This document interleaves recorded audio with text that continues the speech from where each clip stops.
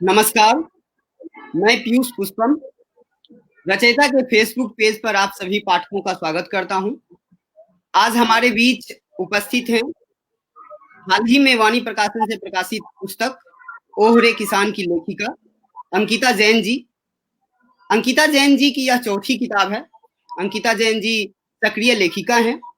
उनसे बातचीत करेंगे दिल्ली विश्वविद्यालय के हिंदू कॉलेज के असिस्टेंट प्रोफेसर नौशाद अली जी। हम आप सभी पाठकों का पुनः स्वागत करते हैं। आप अपने प्रश्न कमेंट बॉक्स में लिख करके भेज सकते हैं। यह किताब आप लोगों ने अभी तक नहीं खरीदी है तो आप इसे अमेजन से मंगवा सकते हैं। इसका लिंक कमेंट बॉक्स में दे दिया जाएगा। अब मैं मंच आप दोनों को सौंपता हूँ। धन्यवाद। धन्यवाद पीयूष। वाणी प्रकाशन और रचयिता के इस पुस्तक परिचर्चा में मैं एक बार पुनः आप सभी का स्वागत करता हूं। हमारे साथ आज जो लेखिका मौजूद हैं वो किसी परिचय की मोहताज नहीं है, लेकिन फिर भी एक औपचारिक परिचय उनका देना बनता है। अंकिता जैन जी, आपने अपनी शिक्षा वनस्थली विश्वविद्यालय से कंप्यूटर साइंस में की है। आप सीडेक पुणे में आर्टिफिशियली इंटेलिजेंस रिसर्च एसोसिएट भी रही हैं। आपने बंसल इंजीनियरिंग कॉलेज में असिस्टेंट प्रोफेसर के रूप में अपनी सेवाएं दी हैं। आप 2012 से सक्रिय लेखन कार्य में रही। आपने शुरुआती दौर में गीत, कहानियां लिखे। आपकी पहली पुस्तक 2017 में ऐसी वैसी औरत नाम से आई। इसके बाद आपने 2018 में मैं से माँ तक, जनवरी 2020 में आपने बहेलिए नामक एक पुस्तक लिखी और अभी हाल में जिस पर हम आज चर्चा करेंगे, ओहरे किसान। आप विभिन्न पत्रिकाओं में भी सक्रिय रूप से कार्य करती रही हैं। आपने रूबरू दुनिया, सुरभि, इनका संपादन कार्य किया है। आप ओह जिंदगी, India today, Isaac, Navbharat times में लगातार आपके लेख प्रकाशित होते रहे हैं। आप वर्तमान समय में वैदिक वाटिका नामक एक कृषि संस्थान की डायरेक्टर हैं। रचयिता के इस कार्यक्रम में आपका स्वागत है। धन्यवाद। सबसे पहला सवाल जो इस पुस्तक को लेकर के एक पाठक के नजरिए से बनता है, जो आपने इस पुस्तक का शीर्षक दिया है ओहरे किसान। आज जब हम इस समय इस पुस्तक पर चर्चा कर रहे हैं तो हमारे इस दिल्ली में पंजाब, हरियाणा, उत्तर प्रदेश और देश के न जाने कितने किसान आंदोलन कर रहे हैं। ऐसे में एक पाठक के नजरिए से हम इस पुस्तक को कैसे देखें, कैसे समझें, इस पर पहली प्रतिक्रिया आपकी। देखिए, किसान आंदोलन जितने भी हमारे देश में हुए हैं हाल में, मैं पिछले 10 साल की अगर बात करूं तो वे सभी किसान आंदोलन धन से संबंधित हैं। किसान को मिलने वाला धन या किसान को मिलने वाला कर्ज माफी या किसान को मिलने वाली एमएसपी या किसान को मिलने वाली फसल जो उसकी खराब हो गई है उसका पैसा, जितने भी आंदोलन होते हैं वो धन से संबंधित हैं। इस किताब को लिखने का सबसे बड़ा कारण ये है, पाठकों को, सिर्फ पाठक को नहीं, भारत के हर उस इंसान को जो अनाज खाता है, जो सीधे अपने पेट से किसान से जुड़ा है, वो ये समझ सके कि किसानों की समस्याएं कभी भी सिर्फ धन से हल नहीं हो सकती। और ये बात किसानों को खुद भी समझनी पड़ेगी कि उनकी जो समस्याएं हैं, वे जो आंदोलन कर रहे हैं वो ठीक है, वो उनके धन को लेकर जो समस्याएं हैं वो एक पहलू है, लेकिन अगर उन्हें अपनी बुनियादी समस्याओं को हल करना होगा और साथ में अपने खेतों को भी बचाना होगा। वे खेत, पंजाब में भूमि का जल स्तर 1200 फीट नीचे चला गया है। पंजाब के कई गांवों में बच्चे अपंग पैदा हो रहे हैं। हरित क्रांति के बाद से लेकर अभी तक जितनी भी रासायनिक खाद का इस्तेमाल धड़ल्ले से पंजाब में हुआ, उसके बाद जो उसके साइड इफेक्ट्स हैं उस पर कभी चर्चा नहीं होती है। तो ये सारी बातें हम इग्नोर नहीं कर सकते, हमें इन सारी बातों को साथ में लेकर किसानों को आगे बढ़ना पड़ेगा, तब जाकर अगले 50 साल में वे प्रकृति के साथ सामंजस्य बैठा पाएंगे और उनकी बहुत सारी समस्याएं, जो धन की भी समस्याएं हैं, वे स्वतः ही हल होने की स्थिति में पहुंच जाएंगे। जब उनकी जमीनों में उनको दवाइयां कम डालनी पड़ेंगी, जब वे जैविक खेती करने लगेंगे, जब उनका भूमि जल स्तर सुधरने लगेगा, तो उनकी जाहिर सी बात है कि उनको बहुत सारी समस्याएं से कम जूझना पड़ेगा। तो ये जो किताब है, ये सिर्फ ये नहीं बताती कि किसान आंदोलन अगर आप कर रहे हैं तो आपको क्या करना चाहिए, ये बताती है कि एक किसान या एक मनुष्य के रूप में हमें क्या जिम्मेदारियां निभानी चाहिए ताकि हमारे खेत वापस उस स्थिति में आ सके जो आज से 60-70 साल पहले थे। हमारा भूमि जल स्तर, हमारी मिट्टी की उपजाऊ क्षमता, हमारे यहाँ के कीट मकोड़े जो खेती के लिए फायदेमंद होते थे, जो अब मरने लगे हैं, बहुत सारे कीट पतंगे, बहुत सारे कीड़े मकोड़े, बहुत सारे सूक्ष्म जीवाणु जो मिट्टी के अंदर पाए जाते थे, वो धीरे धीरे खत्म होते जा रहे हैं। तो ये सब भी किसानों की खेती को बहुत ज्यादा अफेक्ट करते हैं, लेकिन इन पे कोई चर्चा नहीं करता। तो इन सबको कैसे बचाया जा सकता है, इन सब से कैसे निपटा जा सकता है, इन सब चीजों पे बारीकी से चर्चा करती है ये किताब। और ये किताब ये कहती है कि आपको किसानों की समस्या को हल करने के लिए सिर्फ धन की तरफ नहीं जाना है, आपको चहुं ओर विकास करना पड़ेगा, चहुं ओर की जो समस्याएं हैं उन पर बराबर से चर्चा करनी पड़ेगी, तब किसान की समस्याएं वाकई हल हो पाएंगी।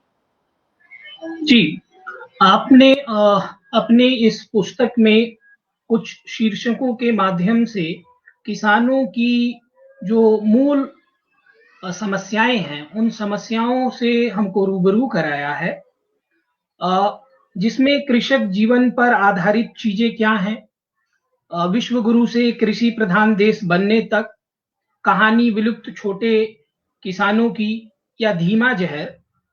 यहाँ एक आम पाठक के नजरिए से जब हम समझने की कोशिश करें कि ऐसे कौन से कारण रहे हिंदुस्तान के अंदर, हालांकि आपने अपनी पुस्तक में बहुत विस्तारित रूप से इस बारे में चर्चा की है, लेकिन फिर भी इस कार्यक्रम के जरिए यह जानना चाह रही हैं कि ऐसे कौन से कारण रहे हैं जिसकी वजह से आज किसान इस कगार पर आ गया है जहां वो अपनी परंपरागत कृषि को छोड़ करके उन्नत किस्म की बीजों की ओर गया, और जहां उसको जो मुनाफा मिलना चाहिए था वो मुनाफा ना मिल करके वापस उस स्तर पर आ गए हैं जहां हमें अब जैविक कृषि करनी पड़ रही है।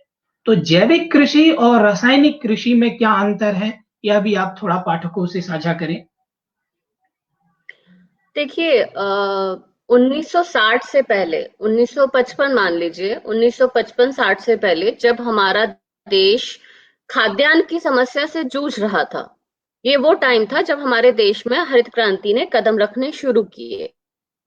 हरित क्रांति का मतलब क्या? हरित क्रांति का मतलब अगर शॉर्ट में मैं कहूं तो हमने रासायन इस्तेमाल किए, उन रसायनों का प्रयोग करना शुरू किया और हमारे खाद्यान्न में चमत्कारिक रूप से वृद्धि हुई। उस समय हमारे पास खाने के लिए अनाज नहीं था, हमें इंपोर्ट करना पड़ रहा था, बुरा अनाज, बुरी अवस्था का अनाज, सड़ा गला अनाज हमें प्रोवाइड कराया जा रहा था, जो हम खाने को तैयार नहीं थे। हमारे देश के किसानों ने उस समय जो अपने खेतों में मेहनत की, उससे इनकार नहीं किया जा सकता। लेकिन हमें उस समय अगले 10 साल में जब हमारी खाद्यान्न स्थिति बेहतर होने लगी, तब हमारे देश के कृषि विशेषज्ञों को, हमारे नेताओं को इस बात पे भी ध्यान देना चाहिए था कि जो जहर हमने डालना शुरू किया है, जिन रसायनों का प्रयोग करके हम तेजी से आगे बढ़ रहे हैं, हम तेजी से बहुत ज्यादा खाद्यान्न उत्पादन कर रहे हैं, क्या ये अगले 50 साल में हमारे लिए फायदेमंद होगा? इन चीजों पे विस्तार से चर्चा होनी चाहिए थी, जो उस समय नहीं की गई। हमने एक चीज प्रयोग करनी शुरू की और हम उसको करते गए। इसको आप ऐसे समझिए कि कोई इंसान है, उसको कुश्ती की प्रतियोगिता लड़नी है और वो जिम में जाता है और बॉडी बिल्डिंग शुरू करता है। बॉडी बिल्डिंग करने के लिए वो प्रोटीन्स और बहुत सारी चीजें वो ऊपर से लेना शुरू करता है। वो चीजें जब वो लेना शुरू करता है तो उसकी बॉडी बिल्ड होती है, उसकी मसल्स बिल्ड होती हैं और उसकी शरीर की ताकत बढ़ती है। लेकिन क्या ये चीजें जो वो ऊपर से ले रहा है, जो आर्टिफिशियल हैं, जो नेचुरल नहीं है, क्या उससे अगले 30 साल बाद, 35 साल बाद, 40 साल बाद फायदा देंगी उसके शरीर को या नुकसान पहुंचाएंगी? उसे कभी ना कभी नेचुरल फूड पे लौटना पड़ेगा। एक मनुष्य नेचुरल फूड पे लौट आता है। हमने नेचुरल फूड पे लौटने में कुछ देर कर दी। हमारे कृषि विशेषज्ञों ने इस बात पे ध्यान नहीं दिया। जो दवाइयां हमारे पास आती गई, हम उन्हें डालते गए और हमने इन चीजों पे चर्चा नहीं की। तो ये एक सबसे बड़ी समस्या है। अब हम धीरे धीरे उस तरफ लौट रहे हैं क्योंकि हम देख रहे हैं कि खेतों की हालत इतनी बदतर हो गई है कि दवाई डाले बिना कोई काम हो ही नहीं सकता। दवाई डालने के बाद भी फसल खराब हो रही है। मौसम की स्थिति बिगड़ने लगी है। मौसम की स्थिति अब पहले जैसी नहीं रही। यहाँ जशपुर में बारिश की स्थिति ये है कि पिछले साल जब हमने हमारे खेत में मटर लगाई थी, हमने 4 बार मटर लगाई थी और ओले और पानी की वजह से चारों बार की मटर धुल गई। तो ये हाल पहले नहीं था। ये हाल मौसम की स्थिति के साथ खराब हो रहा है। तो बहुत सारी चीजें हैं। ऐसी स्थिति में जो देसी बीज होते हैं वो तो अपनी भूमि, अपनी मिट्टी के से जुड़े होते हैं तो सरवाइव कर लेते हैं। जो विदेशी बीज है उनको सरवाइव कराने के लिए आपको दवाइयां डालनी ही पड़ेंगी, क्योंकि वो उस मिट्टी, उस हवा, उस पानी के आदी नहीं है। तो ऐसी बहुत सारी चीजें हैं जिन पे कुछ समय पहले चर्चा शुरू हो जानी चाहिए थी। जब हमारा खाद्यान्न वापस हमारी स्थिति में आने लगा था तो हमें हमारे किसानों को तब से ही समझाना चाहिए था कि अब आपको वापस से उस तरफ लौटना चाहिए। धीरे धीरे आपको इन रसायनों का प्रयोग नहीं करना। लेकिन किसान क्या करते? उनको कोई समझाने वाला नहीं था। किसान को ये लगता है कि मैंने गेहूं बो दिया, अब मैं 1 यूरिया खाद डाल देता हूँ, 1 बोरा खाद डाल दिया मैंने, अगर मैं 1 बोरा खाद डाल दूंगा तो मेरी फसल दुगनी हो जाएगी। उसको ये लगता है तो वो 1 बोरा खाद डालता है। उसको किसी ने ये नहीं बताया कि आप 1 बोरा खाद नहीं डालिए, क्योंकि ये 1 बोरा खाद आपकी फसल के लिए जरूरी नहीं है। हमें लगता है कि ठीक है, हमें जितना ऊपर से मिलता जा रहा है, किसान के मन में अब ये बात बैठ गई कि हम इतनी दवाई डालेंगे तो हमें ज्यादा फसल मिलेगी और वो ज्यादा मुनाफा देगी। तो ऐसी बहुत सारी छोटी छोटी सी चीजें हैं जिन पर हमारी सरकारों को काम करना चाहिए था, उन्होंने नहीं किया। हमारे यहाँ का गवर्नमेंट सिस्टम हमें पता है। बहुत सारे किसानों से जब मैंने इस किताब को लिखते समय चर्चा की तो उन्होंने कहा कि जितने भी सरकारी संस्थान है जो ट्रेनिंग देने के लिए आते हैं, उनमें से आधे से ज्यादा ट्रेनिंग जो है वो कागजों में निपट जाती है। किसानों तक कभी ढंग की बात पहुंचती नहीं है। जो कृषि संस्थान बने हुए हैं वहां जाकर जानकारी ढंग से मिलती नहीं है।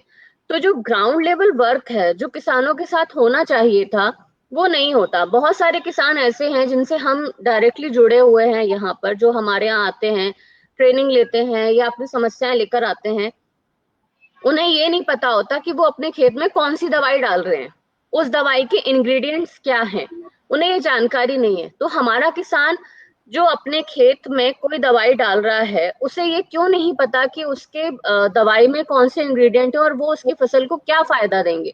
क्यों हमारा किसान इतना तकनीकी रूप से संबल नहीं है? ये काम हमारी सरकारों को करने चाहिए थे, हमारे कृषि विशेषज्ञों को करने चाहिए थे और इन चीजों पे ग्राउंड वर्क होना चाहिए था, जो नहीं हुआ।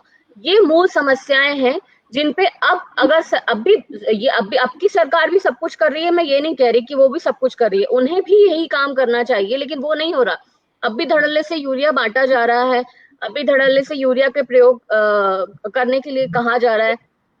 जैविक खेती कीजिए, सरकार कहती है, लेकिन जैविक खेती के लिए सिखाएगा कौन? कौन है जो किसानों को बताएगा जैविक खेती के फायदे? कौन है जो किसानों को बताएगा कि आपको किस तरह से जैविक खेती करनी है? कौन है जो किसानों से कहेगा कि ठीक है, अगर आप रासायनिक खेती से जैविक खेती की तरफ आएंगे तो शुरुआत के 1-2 साल आपको नुकसान हो सकता है, क्योंकि आपकी मिट्टी वैसी उस तरह से तैयार नहीं है। तो वो नुकसान की भरपाई करने में क्या सरकार किसानों का साथ दे रही है? ये सारी चीजों पे बात होनी बहुत ज्यादा जरूरी है, तब किसान उस तरफ लौट पाएगा। ये बुनियादी चीजें हैं जिन पे बात होनी चाहिए। एक आपने धीमा जहर के माध्यम से, जो आपका एक इसमें अध्याय है, उसमें आपने एक जिक्र भी किया है कि 2015-16 में भारत में कुल 7,717 टन कीटनाशकों का इस्तेमाल हुआ, जिसमें 2,254 टन कीटनाशक क्लास 1 श्रेणी के थे। जब हम इन चीजों को देखते हैं तो अपने आप में एक भयावह तस्वीर हमारे सामने आती है। मैं इसके आगे चलता हूं और पुस्तक के जब हम आगे बढ़ते हैं और देखते हैं कि एक पहलू किसानी जीवन में स्त्रियों का भी है। तो भारत जैसे देश में जहां बराबर की आबादी से ज्यादा हम देखें और खास तौर पर कृषि जैसे क्षेत्र में, तो स्त्रियों का काम करना, लेकिन उनको वह सम्मान या जमीन का मालिकाना हक या वह क्या पैदा करें, कौन से फसल को देखें या कौन से चीजों का इस्तेमाल करें, वह आज भी हमें नहीं दिखाई देता। ऐसे कौन से कारण रहे? क्योंकि आपने इस पर विस्तार से बातचीत की है, मैं चाहूंगा कि आप फिर से एक बार पुनः इस बारे में थोड़ा सा जानकारी दें ताकि हमारे साथ जो जुड़े हुए हैं वो ये समझें कि हिंदुस्तान में जो हल में जुतता दूसरा कंधा है वो स्त्री का है और वो बराबर है। बिल्कुल। असल में समस्या सिर्फ कृषि की नहीं है, समस्या ये हमारे यहाँ की जो सामाजिक स्थिति है ये उसकी समस्या है। हमारे यहाँ की कितनी लड़कियां या कितनी औरतें ऐसी होंगी घरों में रहने वाली, जिन्हें ये पता होगा कि उनके यहाँ कितने बैंक अकाउंट्स हैं, उनके पति के या उनके नाम पर, उन बैंक अकाउंट्स में कितना फंड होता है, उन बैंक अकाउंट्स के हिसाब से कितने म्यूचुअल फंड्स होते हैं, कितनी लेन देन होती है। जो वाणिज्य का काम है ये हमारे यहाँ स्त्रियों ने उस हिसाब से नहीं किया और आज भी नहीं कर रही। जो स्पेसिफिकली उस लाइन में चली गई हैं, जो पढ़ रही हैं, मैं उनकी बात नहीं कर रही हूँ, मैं एक आम स्त्री की बात कर रही हूँ। एक आम स्त्री को कितना पता होता है बाहर की चीजें, उसके घर, उसको ये पता होता है कि उसके किचन में कितना राशन है, लेकिन उसको ये नहीं पता होता कि उसके यहाँ का जो व्यवसाय है उसमें कितना पैसा लग रहा है, कितना पैसा आ रहा है, कैसे खर्च हो रहा है, कैसे उसके हाथ में महीने के महीने पैसे दिए जा रहे हैं, कैसे सेविंग्स हो रही हैं।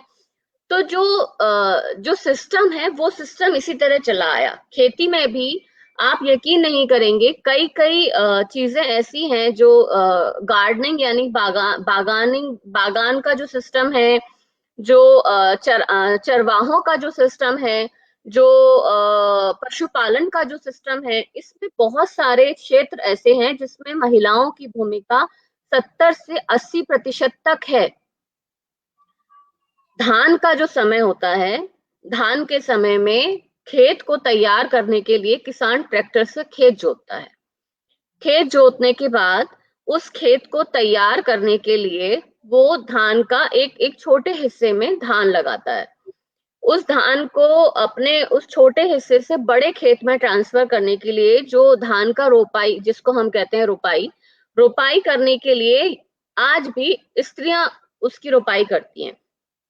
इस बारे में जब हमने चर्चा की किताब के लिए, तो हमें ये पता चला, पुरुषों का ये मानना है, जो पुरुष जिनके वो खेत होते हैं, वो कहते हैं कि सुबह से लेकर रात तक खेत में दोहरे होकर, मतलब झुक कर रोपाई करने का काम एक पुरुष नहीं कर सकता, एक स्त्री कर सकती है। वो झुककर ये पूरा दिन काम कर सकती है, पुरुष के बस की ये काम नहीं है। वो कंधे पर ढोकर वो जो छोटे छोटे पौधे हैं धान के, वो एक जगह से दूसरी जगह ले आता है। इतनी मेहनत का काम करने के बाद भी अगर मजदूरी के बेस पे देखा जाए ये काम, तो औरतों को बराबर मजदूरी नहीं मिलती पुरुषों के। अगर पुरुष मजदूर को 150 रुपए मिल रहे हैं, तो एक स्त्री मजदूर को 100 रुपए मिलते हैं। तो ऐसी बहुत सारी चीजें हैं हमारे देश में, बहुत सारे खेत में क्या बोना है क्या नहीं बोना है, इसका निर्णय स्त्रियां नहीं ले पाती हैं।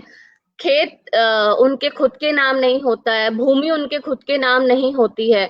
इसके लिए 2016 या 17 में शायद एक आंदोलन भी हुआ था जिसका मैंने जिक्र किया है, जिसमें बहुत सारी स्त्रियां दिल्ली पहुंची थी। उस आंदोलन को आप सोचिए कि आज पुरुष किसान एक आंदोलन कर रहे हैं बहुत बड़ा हमारे देश में, और उस आंदोलन को भरपूर कवरेज मिल रहा है। लेकिन जो स्त्रियों ने आंदोलन किया था उसमें करीब 7,000 स्त्रियां पहुंची थी पूरे देश से दिल्ली में। उन स्त्रियों के आंदोलन के बारे में उस तरह रिपोर्टिंग नहीं हुई जिस तरह होनी चाहिए थी। तो हमारा मीडिया भी उस तरह से नहीं देखता इन सारी चीजों को, तो एक आम इंसान कैसे देखेगा? बहुत सारी स्त्रियां हैं जो आज इस चीज के लिए आगे आ रही हैं। कुछ स्त्रियों का मैंने इसमें जिक्र भी किया है जिन्होंने बंटवारे में अपने हिस्से की जमीन मांगी अपने परिवार से, ताकि वो अपनी इच्छा से खेती कर सके, वो ये तय कर सकें कि उनके खेत में क्या लगेगा क्या नहीं लगेगा। तो ऐसे बहुत सारे कारण हैं हमारे समाज में जिनमें ये समझा जाता है कि स्त्री, अगर आप एक किसान, किसी से एक शब्द कहेंगे किसान, तो उसके जहन में भी एक पुरुष की छवि उभरेगी, वो एक स्त्री की छवि देख ही नहीं पाता। तो हमने हमारे सिस्टम में ही वो चीज भर गई है कि किसान मतलब एक पुरुष जो मेहनत कर सकता है। स्त्री भले ही उसके बराबर से मेहनत करती हो, भले ही बराबर से खेतों में समय देती हो, भले ही बराबर से खुद खेतों में लग जाती हो, लेकिन उसको बराबर का दर्जा अभी मिल नहीं पाया, जिसकी जद्दोजहद स्त्रियों को करनी पड़ेगी और अपना हक लेना पड़ेगा। आपके द्वारा जिक्र किया गया अगस्त 2017 तारीख 29 और 30 देश भर की महिला किसानों के लिए एक जरूरी दिन था।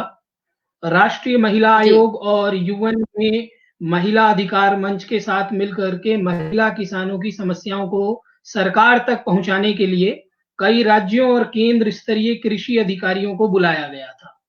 इस बारे में मुझे नहीं लगता कि किसी भी अखबार में सही तरीके से कोई रिपोर्टिंग हुई हो, लेकिन अभी हमें देखना चाहिए कि ये क्या है। दूसरा, इससे जुड़ा एक और सवाल है कि अभी जब हम इतनी सारी चीजों को देखते हैं, खासतौर पर कृषि के इन बदलावों को, तो एक आम किसान जब इस चीज को समझ रहा है और इन चीजों को देख रहा है, वो कैसे समझे कि अब हमें इन बदलावों को अपना लेना चाहिए, जहां हमें एक चीज जो हमारे लिए नुकसानदायक है उसे छोड़कर हमें दूसरे स्तर पर आना चाहिए।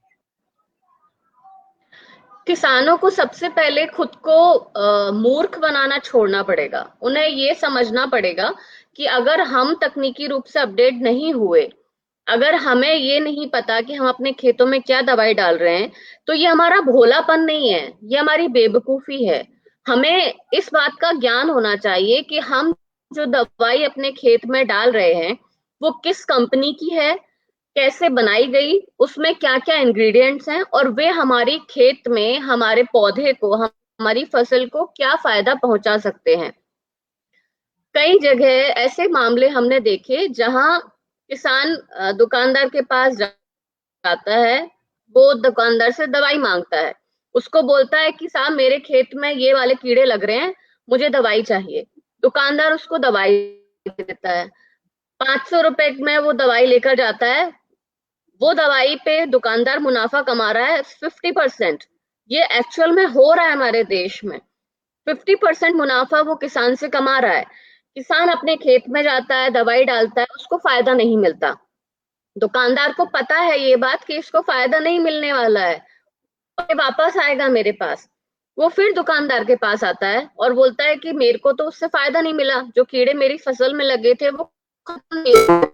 दुकानदार फिर उसको 500 रुपए की एक दवाई देता है जो दूसरी कंपनी की है और उसमें एक इंग्रेडिएंट ज्यादा है।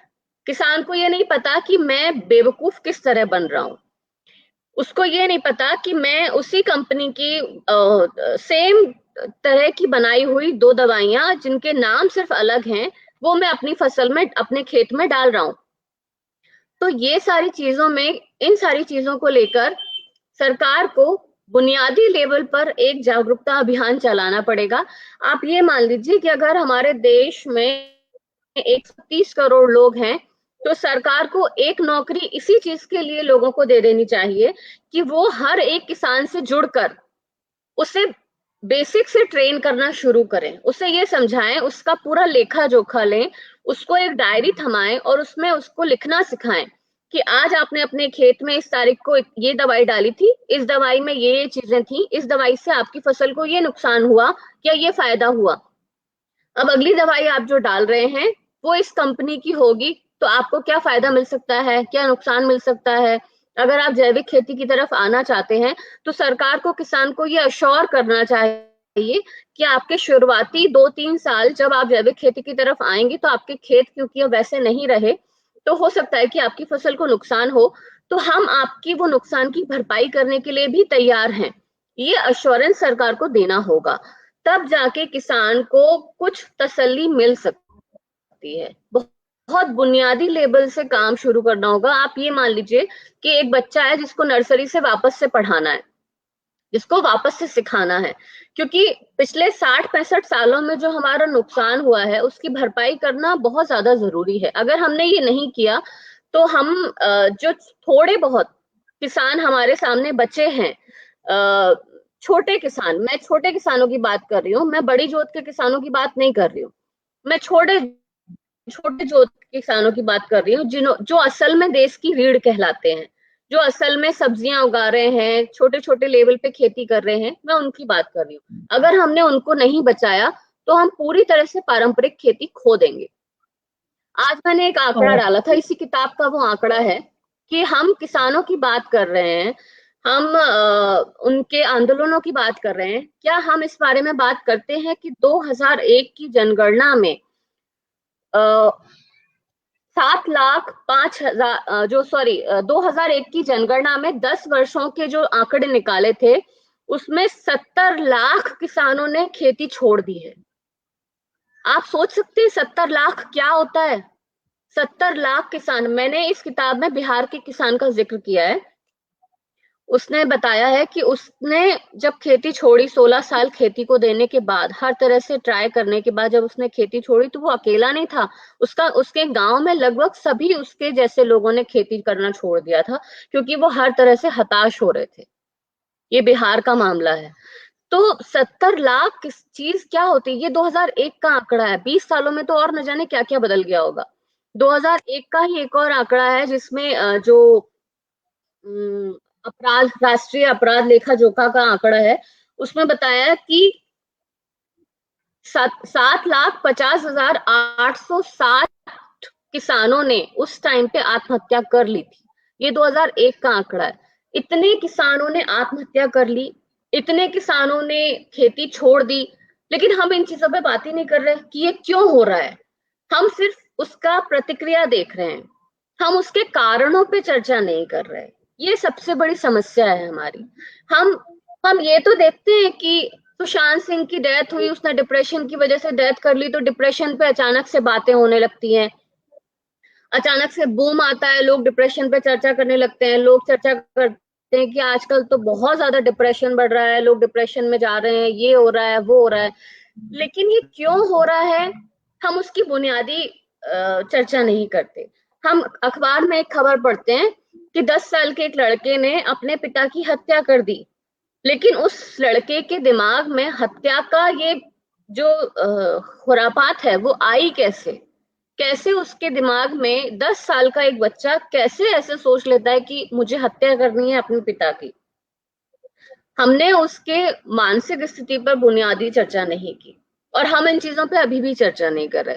तो ये समस्या है हमारे देश में कि हम सिर्फ रिजल्ट पर चर्चा करते हैं, हम सिर्फ इस बात पर चर्चा करते हैं कि हमारे सामने ये अपराध हो गया, हम उसके लिए सरकारों को गाली देंगे, हम उसके लिए अपनी व्यवस्था को कोसेंगे, हम उसके लिए हर चीज बुरी करेंगे, हर चीज को कोसेंगे, लेकिन कोसने से हल नहीं निकलेगा ना।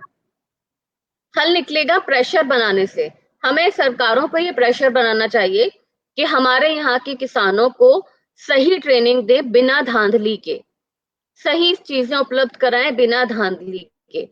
ग्राउंड लेवल पर जितनी धांधली हमारे सिस्टम में बैठ गई है उसको खत्म करना पड़ेगा, तब जाकर कुछ सहूलियत हमारे किसानों को शायद मिल पाए।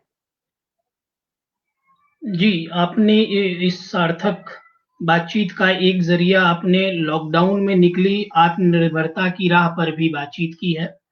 थोड़ा सा इस बारे में भी आप बातचीत करें ताकि पाठक ये समझ पाए कि जो छोटे किसान हैं, अगर वो अपने यहाँ जो मल्टी क्रॉपिंग करेंगे, अलग अलग तरह की फसलें उगाएंगे, तो उनके लिए कितना लाभ हो सकता है। जैसा आपने इस लॉकडाउन के दौरान जो आत्मनिर्भरता की राह निकली है उनके लिए, उसमें आपने बताया है।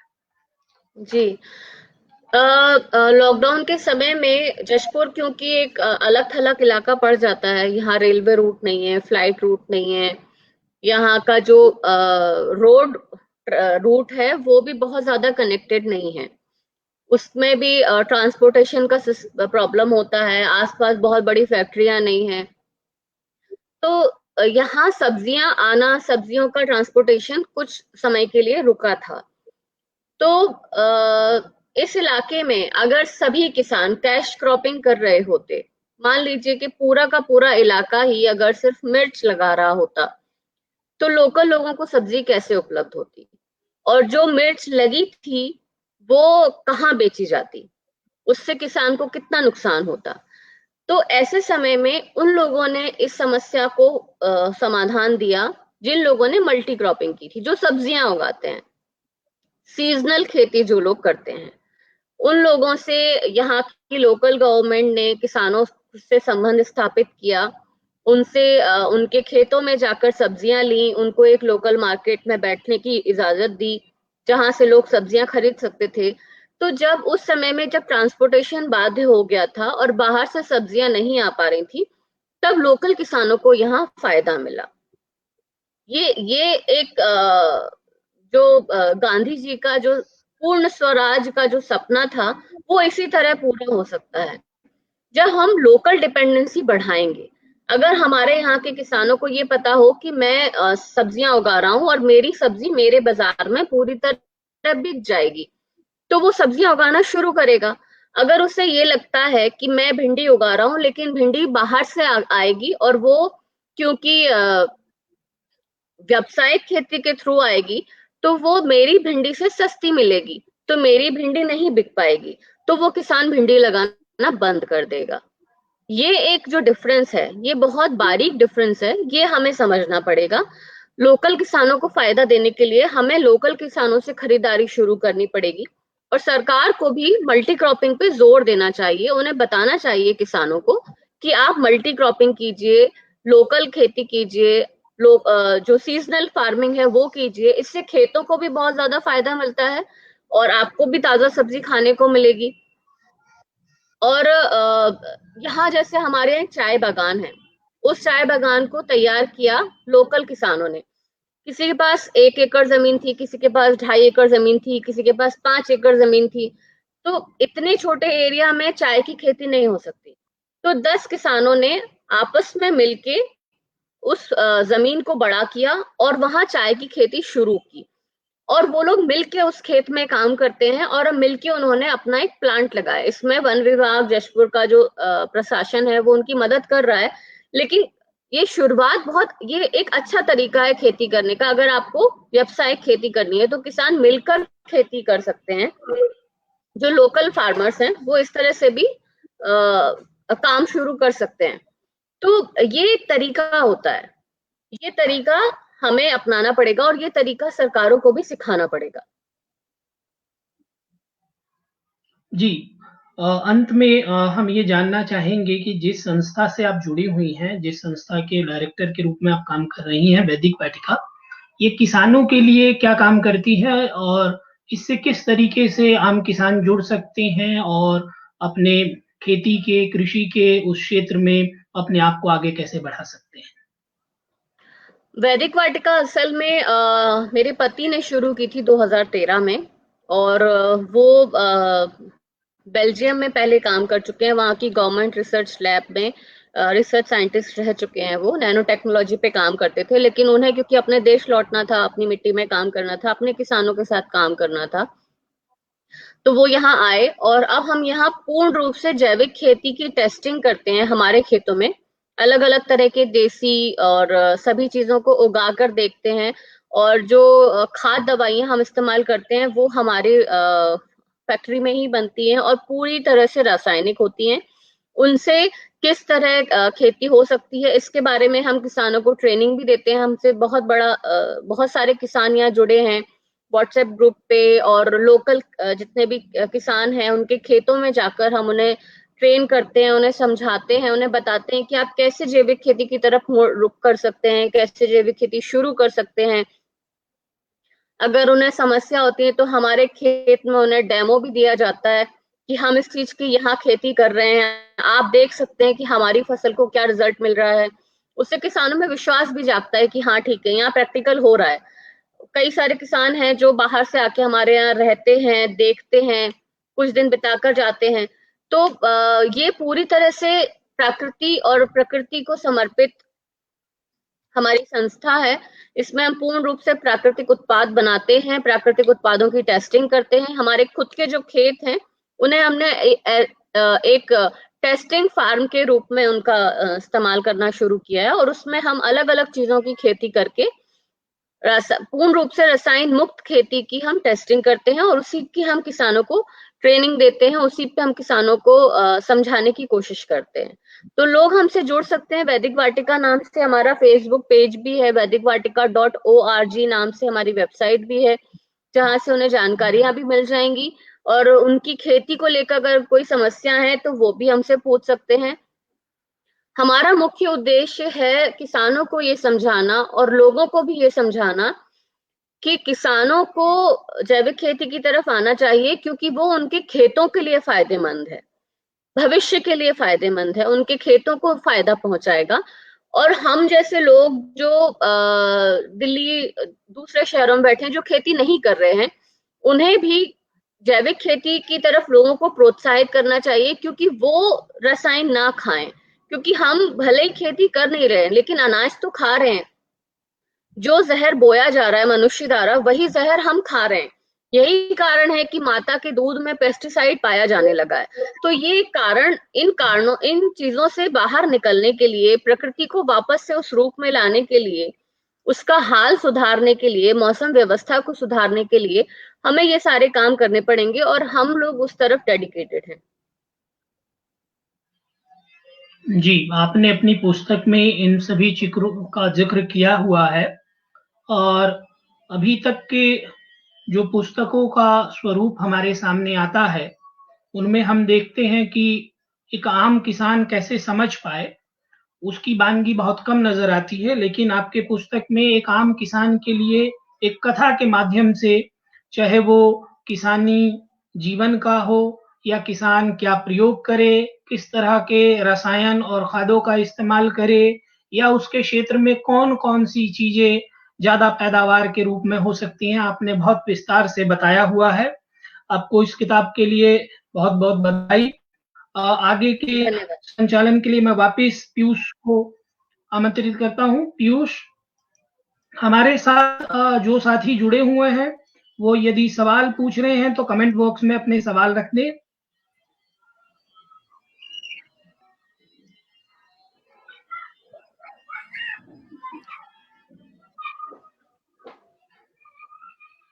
सर, कोई सवाल तो नहीं है।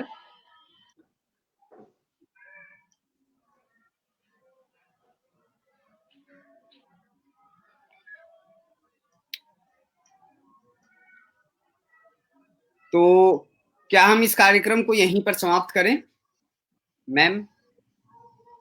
जी ठीक है, तो फिर रचयिता टीम की ओर से आप दोनों का बहुत बहुत धन्यवाद। जितने भी पाठक, जितने भी श्रोता इस कार्यक्रम को देखे, सुने, उनका तहे दिल से शुक्रिया। आप इसे बाद में भी हमारे फेसबुक पेज पर या हमारे यूट्यूब पेज पर सुन सकते हैं, देख सकते हैं। आप सभी का तहे दिल से शुक्रिया, धन्यवाद। Thank you.